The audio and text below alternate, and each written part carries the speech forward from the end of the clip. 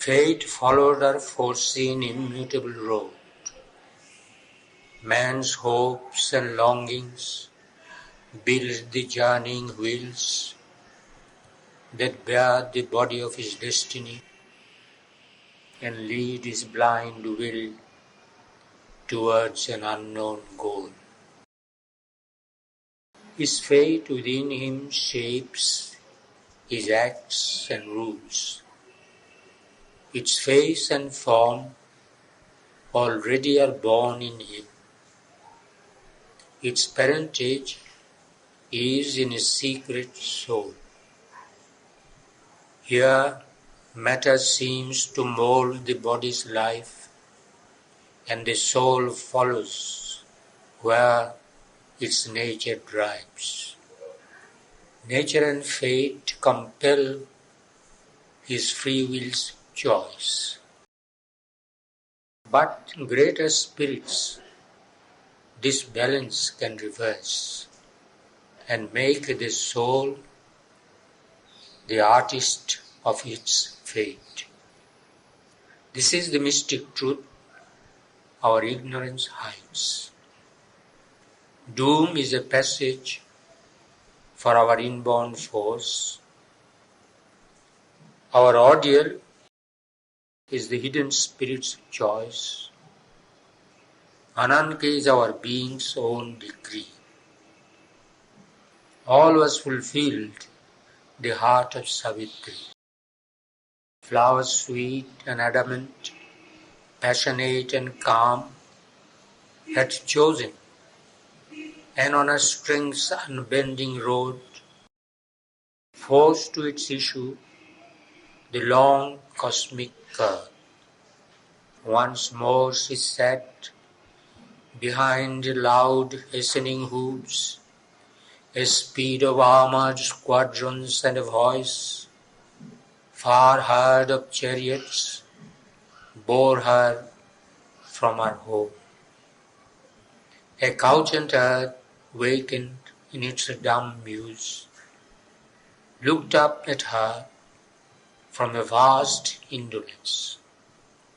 Hills wallowing in a bright haze, large lands that lolled at ease beneath the summer heavens, region on region spacious in the sun, cities like chrysolites in the white blaze, and yellow rivers pacing lion mane, led to the shallower marches emerald line, a happy front to iron vastnesses and austere peaks and Titan solitudes. Once more was near the fair and fated bliss, the borders gleaming with the groves of delight, where first she met the face of Satyavan, and he saw like one waking into a dream some timeless beauty and reality, the moon-gold sweetness of heaven's earth-born child. The past receded and the future neared.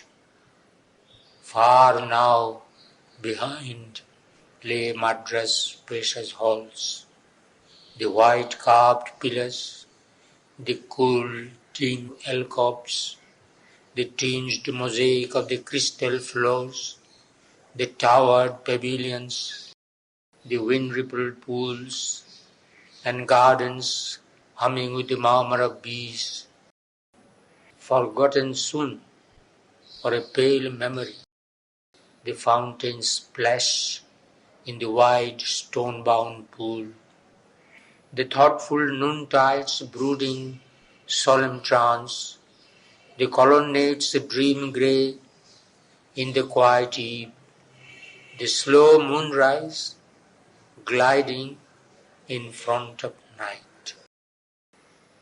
Left far behind, where now the faces known, the happy silken babble on laughter's lips, and the close clinging clasp of intimate hands, and adoration's light in cherished eyes, offered to the one sovereign of their life. Nature's primeval loneliness was here. Here only was the voice of bird and beast, the ascetic's exile in the dim-souled, huge, inhuman forest, far from cheerful sound of man's blithe converse and his crowded days. In a broad eve, with one red eye of cloud, through a narrow opening, a green-flowered cleft, out of the stir of sky and soil they came into a mighty home of emerald dusk. There onward led by a faint brooding path, which toiled through the shadow of enormous trunks and under arches, misers of sunshine. They saw low thatched roofs of a hermitage huddled beneath a patch of azure hue in a sunlit clearing that seemed the outbreak of a glad smile in the forest's monstrous heart, a rude refuge of the thought and will of man, watched by the crowding giants of the wood. Arrived in that rough-hewn homestead, they gave, questioning no more the strangeness of our fate, their pride and loved one to the great blind king, a regal pillar of fallen mightiness, and the stately careworn woman, once a queen, who now hoped nothing for herself from life, but all things only hoped for her one child, calling on that single head from partial fate, all joy of earth, all heaven's beatitude. Adoring wisdom and beauty like a young god's, she saw him loved by heaven as by herself. She rejoiced in his brightness and believed in his fate, and knew not of the evil drawing near.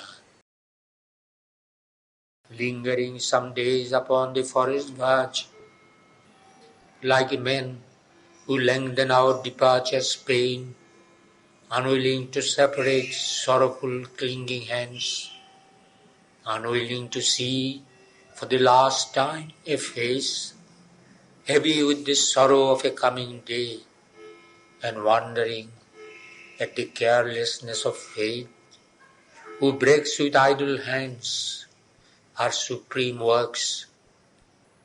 They parted from her with pain-fraught, burdened hearts. As forced by inescapable fate, we part from one whom we shall never see again.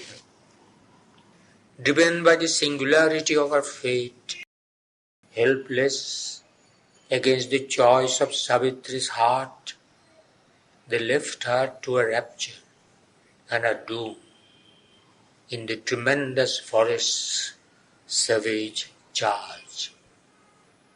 All put behind her that was once her life. All welcomed that henceforth was his and hers. She abode with Satyavan in the wild woods. Priceless she deemed that joy, so close to death.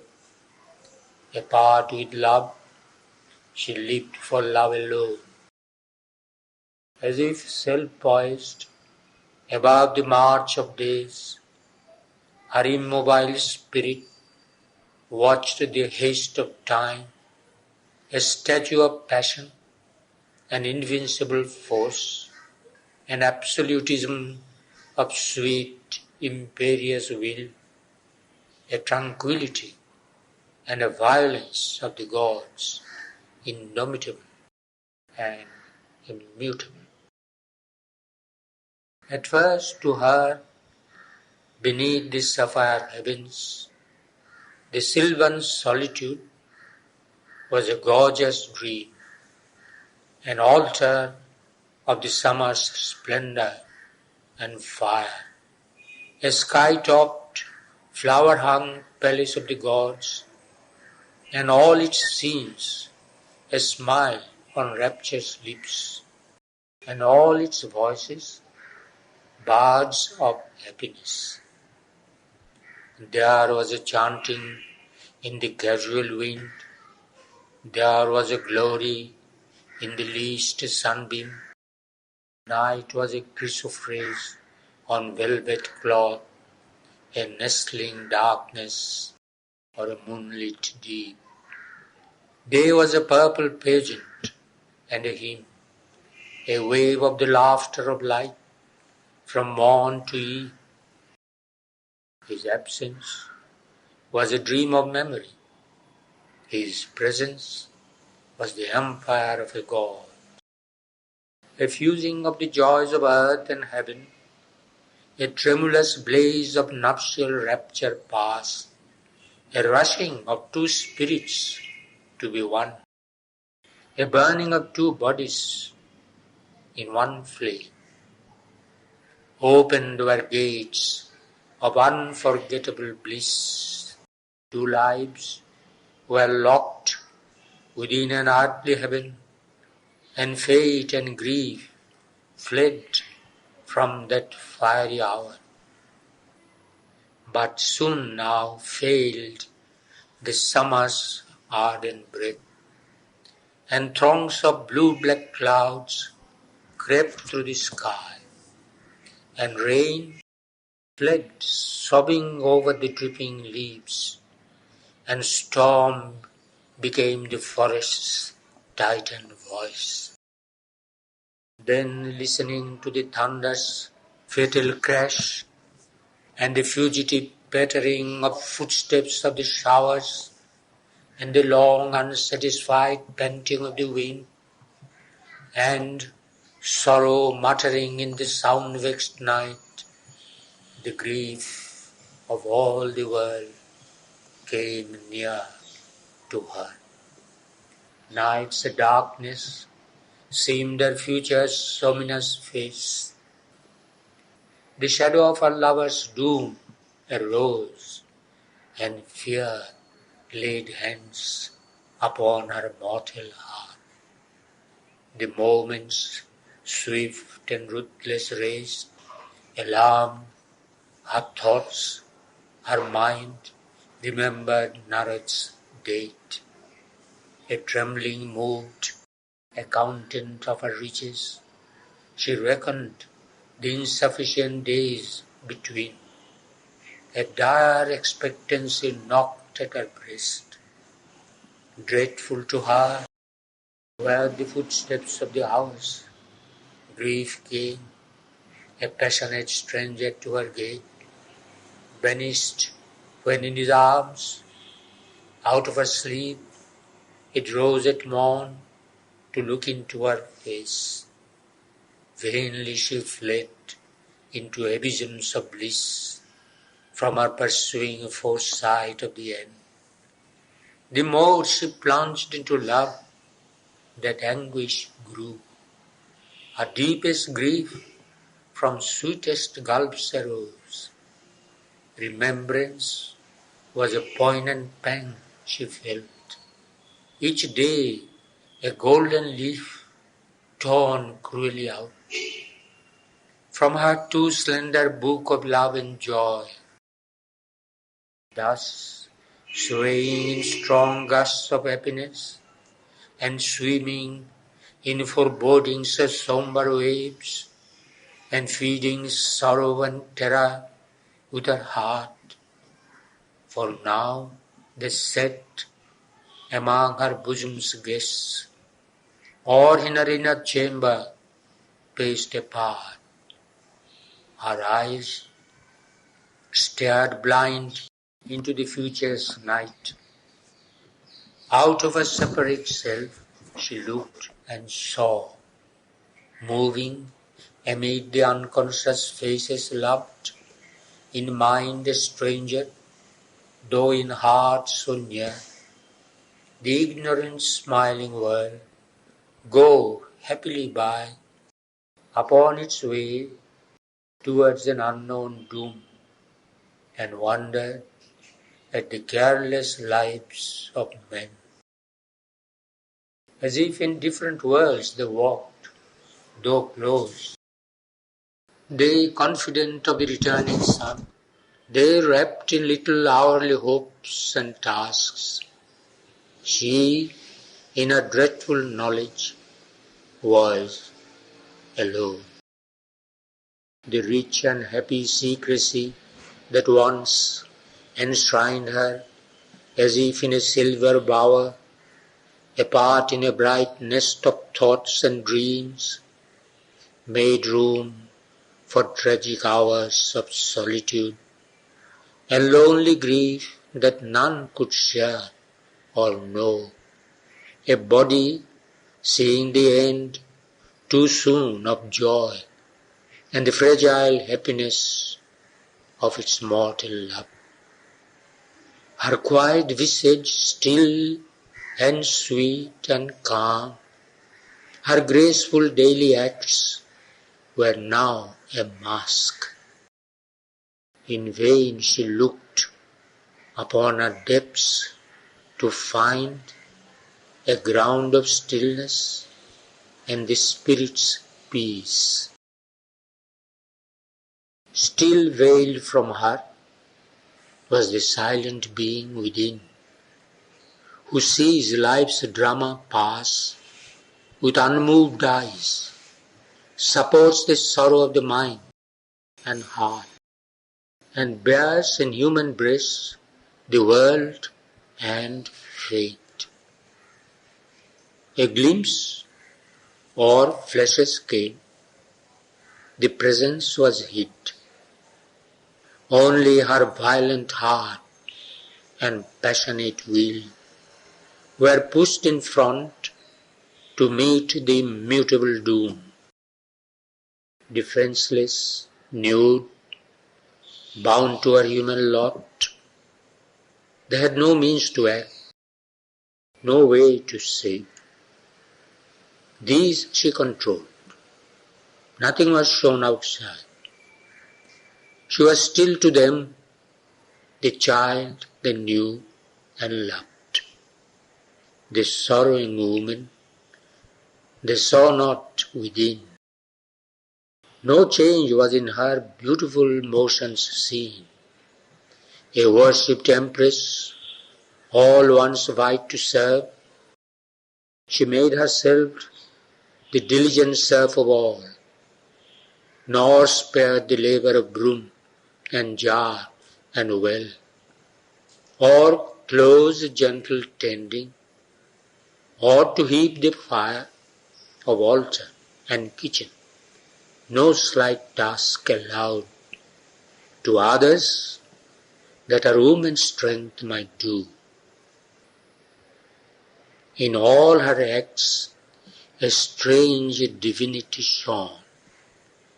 Into a simplest movement she could bring a oneness with earth's glowing robe of light, a lifting up of common acts by love. All love was hers, and its one heavenly cord bound all to all with her as golden tide. But when her grief to the surface pressed too close, these things, once gracious adjuncts of her joy, seemed meaningless to her, a gleaming shell, or were around mechanical and void, her body's actions shared not by her will. Always behind this strange divided life, her spirit like a sea of living fire, possessed her lover and to his body clung, one locked embrace to guard its threatened mate. All night she woke through the slow, silent hours, brooding on the treasure of his bosom and face, hung over the sleep-bound beauty of his brow, or laid her burning cheek upon his feet. Waking at morn, her lips endlessly clung to his, unwilling ever to separate again, or lose that honeyed drain of lingering joy, unwilling to lose his body from her breast, the warm, inadequate signs that love must use, intolerant of the poverty of time, her passion, catching at the fugitive hours, willed the expense of centuries in one day, of prodigal love and the surf of ecstasy. Or else she strove, even in mortal time, to build a little room for timelessness by the deep union of two human lives, her soul secluded shut into his soul. After all was given, she demanded still, even by strong embrace unsatisfied, she longed to cry, O tender Satyavan, O lover of my soul, give more of love, while yet thou canst, to her thou lovest. Imprint thyself for every nerve to keep, that thrills to thee the message of my heart. For soon we part, and who shall know how long, before the great wheel in its monstrous round restores us to each other and our love. Too well she loved to speak a fateful word and lay her burden on his happy head. She pressed the outsurging grief back into her breast, to dwell within, silent, unhelped, alone. But Satyavan sometimes half understood, or felt at least, with the uncertain answer of our thought-blinded hearts, the unuttered need, the unplumbed abyss of a deep, passionate want. All of his speeding days that he could spare from labour in the forest, hewing wood and hunting food in the wild sylvan glades, and service to his father's sightless life, he gave to her, and helped to increase the hours by the nearness of his presence and his clasp and lavish softness of heart-seeking words and the close beating felt of heart on heart. All was too little for her bottomless need. If in his presence she forgot a while, grief filled his absence with its aching touch. She saw the desert of her coming days, imaged in every solitary hour. Although with a vain imaginary bliss of fiery union through death's door of escape, she dreamed of her body robed in funeral plain. She knew she must not clutch that happiness, to die with him and follow, seizing his robe, across our other countries, travelers glad into the sweet or terrible beyond. For those sad parents still would need her here to help the empty remnant of their day. Often it seemed to her the age's pain had pressed their quintessence into a single O, concentrating in her a tortured world. Thus, in the silent chamber of her soul, cloistering her love to live with secret grief, she dwelt like a dumb priest with hidden gods, unappeased by the wordless offering of her days, lifting to them her sorrow like frankincense, her life the altar, herself the sacrifice. Yet ever they grew into each other more, until it seemed no power could rend apart, since even the body's walls could not divide. For when he wandered in the forest, oft her conscious spirit walked with him and knew his actions as if in herself he moved. He, less ever, thrilled with her from afar. Always the stature of her passion grew. Grief, fear, became the food of mighty love. Increased by its torment, it filled the whole world. It was all her life, became her whole earth and heaven. Although life-born, an infant of the hours, immortal it walked, unslayable as the gods. Her spirit stretched measureless in strength divine, an anvil for the blows of fate and time.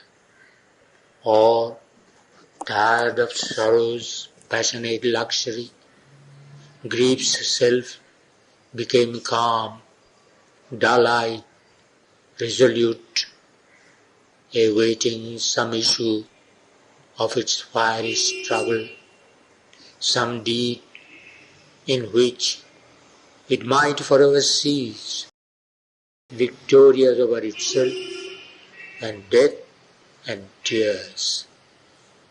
The air now paused upon the brink of change.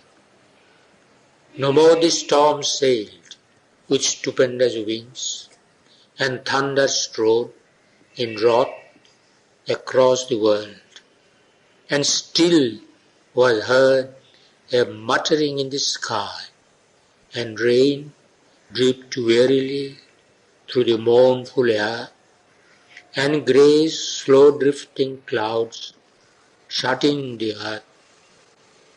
So her grief's heavy sky shut in her heart. A still self hid behind, but gave no light. No voice came down from the forgotten heights. Only in the privacy of its brooding pain, her human heart spoke to the body's fate.